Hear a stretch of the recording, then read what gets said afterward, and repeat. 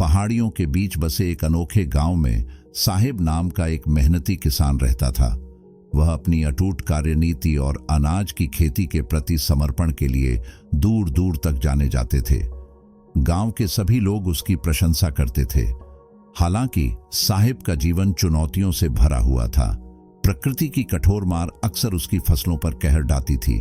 बाढ़, अनवरत धूप और भयंकर तूफान साल दर साल उसकी मेहनत से अर्जित फसल को बर्बाद करने की साजिश करती थी। एक दिन वो किसान एक पेड़ के नीचे बैठकर अपनी बर्बाद हुई फसल को देख रहा था और आसमान को देखकर ऊपर वाले को अपनी दास्तान सुना रहा था। सुनाते सुनाते वो किसान कहता है कि काश मेरे पास एक ऐसी शक्ति होती कि जैसा मैं चाहूं वैसा मौसम हो जाए। उसे आश्चर्य हुआ। आकाश से एक आवाज आई, तुम्हारी इच्छा पूरी की जाएगी। आज से तुम्हारे पास अपनी इच्छा अनुसार मौसम को आकार देने की शक्ति होगी।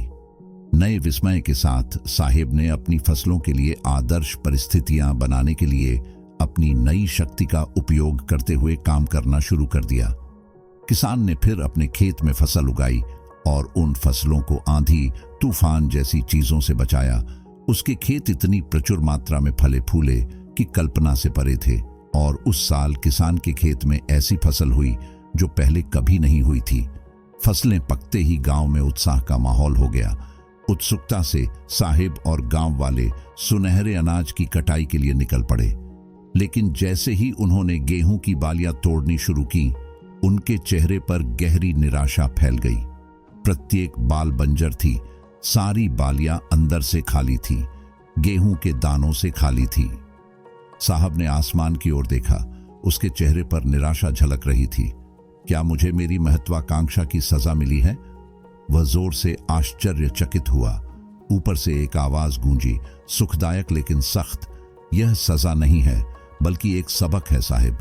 तुम यह समझने में असफल रहे कि संघर्ष विकास का एक अनिवार्य हिस्सा है।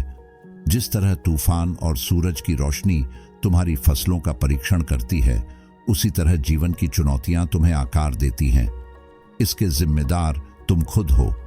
तुमने अपनी फसलों को प्रकृति के संघर्षों से बचाया और ऐसा करके तुमने उनसे मजबूत होने का मौका छीन लिया। विपत्ति के माध्यम से ही ताकत पैदा होती है, ऊर्जा जलती है और गेहूं का एक दाना बनता है। तुमने अनुमति नहीं दी तुम्हारी फसलों को प्रतिकूल परिस्थितियों का सामना करने की, इसलिए वे भीतर से खाली हो गई। तुमने अपने पौधों को संघर्ष करने का मौका ही नहीं दिया। ना तो तुमने उन्हें आंधियों से झुंझने दिया और ना ही तेज बारिश से सहने दिया और ना ही धूपमय तपने दिया। एक भी चुनौती का सामना तुमने उन्हें नहीं करने दिया। इसीलिए सारे पौधे अंदर से खोखले रह गए। जब आंधी, तूफान, बारिश और धूप पड़ती है, तभी ये पौधे संघर्ष करते हैं और इसी संघर्ष से ताकत पैदा होती है, जिसमें शक्ति होती है, ऊर्जा होती है और इसी संघर्ष से गेहूं का दाना बनता है। तुमने उन्हें बुरे वक्त से गुजरने ही नहीं दिया।